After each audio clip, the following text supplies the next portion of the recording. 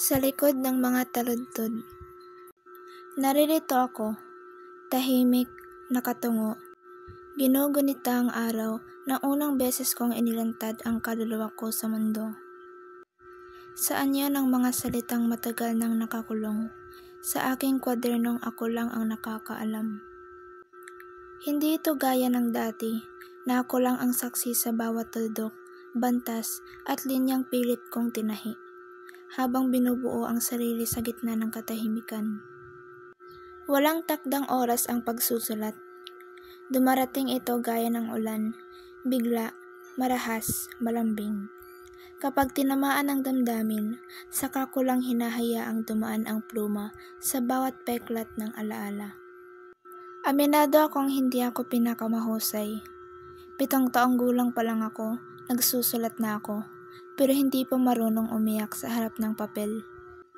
Ngunit kahit pa minsan mababaw, minsan malalim, ang sinasabi ng tinta.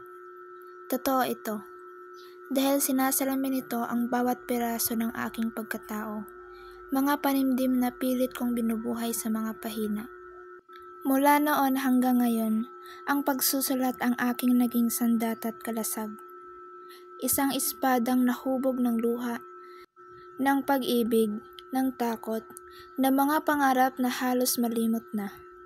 Sa bawat tula, inilalagak ko ang puso ko't panindigan. Walang itinatago, walang labis, walang kulang. Kaya mahalaga sa akin ang araw na ito. Pinili ko ang bawat salita, sinukat, tinikman, niluha. Gumawa ko ng obrang hindi lang dapat basahin, kundi madama kahit walang salita. Obrang tinig ng puso, panaghoy ng aking kaluluwa, na kapag binigkas ay parang sigaw sa gitna ng katahimikan. Ako'y isang manunulat, hindi sikat, hindi perpekto, pero totoo. At sa katotohanan ito ako kumakapit. Dito ako humuhugot ng lakas. Natuto akong isalin ang damdamin sa tula, sa kwento, sa bawat espasyong tila walang laman, na sa totoo'y punong-puno ng lihim.